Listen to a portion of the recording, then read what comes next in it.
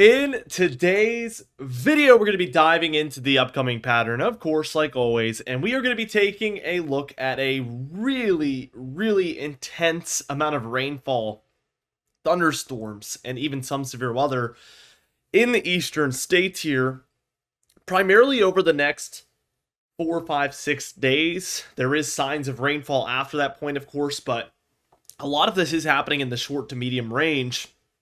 And the first thing we're going to look at is actually the precipitable water anomaly. We've been looking at the precipitable water a lot, but today we're taking a look at the anomaly.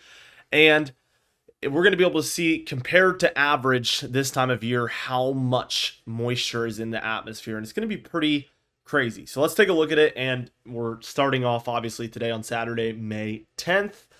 And as you can see, in the east, at least, we have this dry pocket. We just had our most recent storm system pass through, brought a cold front. It was a very intense actual thunderstorm event, but we've seen that pass through, and that's why we have these below average amounts of moisture right now. But there's actually a battle happening. We can see that the Gulf is throwing moisture onshore to a lot of the Gulf and southeast coast here, and that is eventually going to win out and shove its way up the eastern states. And we see that kind of momentum starting by this afternoon. It's pushing northward.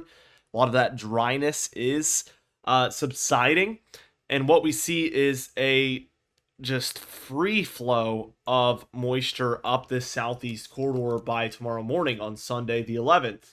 We keep going, and we are getting in the blue area highly above normal. We're talking two times the average at least in some of these blue areas of the amount of moisture in the atmosphere. Just crazy amounts of moisture. And we see that go all the way up into the Ohio Valley, parts of the Midwest, Great Lakes, Mid-Atlantic here, and especially the Southeast as well. And all the way up into the Great Lakes in Canada, the Northeast by the time we're looking at Thursday the 15th. And then that eventually gets shoved out with some drier air moving in by the time we're taking a look at Monday of next week, the 19th. So again, over the next week especially, we're going to have a lot of moisture in the eastern states. Then a lot of our focus at this kind of like 18th, 19th, 20th time frame becomes the Rockies, the Plains, kind of more the central states, and that eventually moves in towards the southeast as well. We continue to have dry air through the 25th, but probably going to have some moisture building out back up at some point. So let's take a look at the actual precipitation, and spoiler alert, we're at the end of the model run for some reason, and that moisture is associated with this system here, and this is what's going to kind of just shove its way up the southeast. And again, this will be a huge rainmaker. It will bring chances of thunderstorms as well, but I just see it as an overall just massive rain event. So let's see what happens. Saturday afternoon, thunderstorms in the southeast and deep south in general. By Sunday, same thing, but we are seeing that expanding to the north, just like what we saw on our previous tool that we were using. By the time we look at Monday, we see that this is reaching towards the Ohio Valley, parts of the Midwest, Mid-Atlantic as well. Seeing this heavy rainfall. We have broad low pressure in here, and really the primary area for thunderstorm threat is going to be in here. But with this look in mind, I feel like it's going to be really just oversaturated, and there might be some thunder in there, but I feel like there's going to be widespread rainfall for a lot of areas. And typically that's going to lower the chance of thunderstorms and kind of increase the chance of just steady heavy rainfall. And that's kind of how I see this going for the most part. As we move our way towards Tuesday the 13th, we see a lot of this moving up into the Ohio Valley, further up the Mid-Atlantic. And then Wednesday, again, Mid-Atlantic, Ohio Valley, Great Lakes. And then it's mostly Thursday, Friday, where we see this threat kind of persisting northward towards a lot of the upper Midwest, north of the Great Lakes, even in, for parts of the Northeast.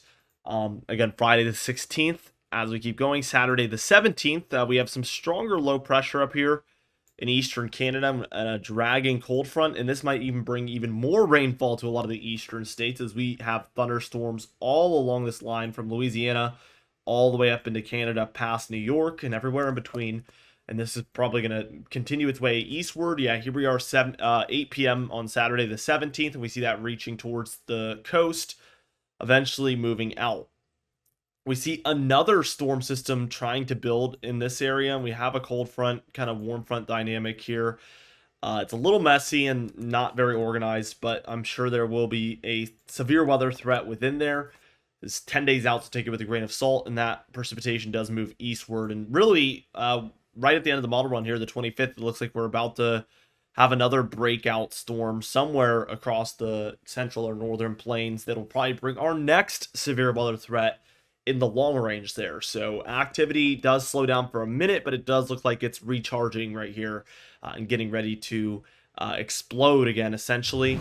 Looking at the total precipitation, which it's like opposite day. The first one we were at the end, and this one's supposed to be at the end, but we're actually at the beginning. So let me get us, there we go. So as we're taking a look at this, we can see that this is just going to be really, really explosive for a lot of areas, including the northern plains and upper Midwest, the deep south, lower Midwest, southeast, mid-Atlantic, northeast, all of these areas seeing a lot of precipitation. But what's interesting is we kind of have like an avocado here shape with a pit in the middle where there is a lot less precipitation kind of surrounding the Great Lakes. It's pretty interesting, and there's no rhyme or reason to it, but a lot of this moisture moves straight up the East Coast. And then we do have this system that tries to take off here, and then it moves through the southeast instead of further north. So maybe that's why we're kind of getting dodged in here. Looking at the anomalies, it kind of reflects that. This is the primary area where we're watching for the most rich amounts of precipitation and moisture. This is 1 to 2, even 3 or 4 inches above average pretty much in these blue areas over just the next 2 weeks. So that is excessive. That is very excessive. The Northeast is also quite a bit above average, as well as some of the Rockies and Northern Plains. But the Southern and Central Plains are below average, and so is the Great Lakes and surrounding areas. And then the West is very, very close to average. Looking at the Storm Prediction Center outlooks, looking at day 1 here, for Saturday, May 10th, we have 2 general thunderstorm risk areas in the lighter greens, and that is where we expect general thunderstorms. No severe weather is expected, but anything is possible, so still heed every watch, warning, and advisory. We have 2 darker green areas as well, and that's going to be your level 1 marginal risk, where we expect isolated severe weather to occur, and then a pretty small slight risk there for the Florida Panhandle and a little bit of Alabama and Georgia. That is going to be where we expect more scattered about severe weather reports to come in. Day 2 here on Sunday, May 11th, Mother's Day, we have 2 general thunderstorm risk areas again and 2 marginal risk areas. For day 3, we have 3 general thunderstorm risk areas and a marginal risk for the southeast. So the southeast is consistently getting thunderstorms for the next 3 days at least.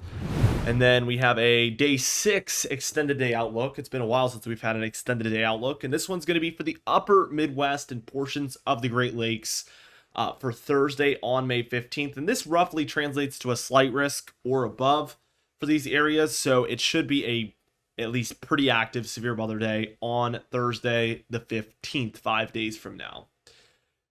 Anyway, guys, that's it for this video. Be sure to subscribe. We upload every single day. You can even hit the bell icon for daily notifications when we upload so you never miss one. Be sure to like the video if you did enjoy it. Leave a comment down below, and I'll see you guys in the next video.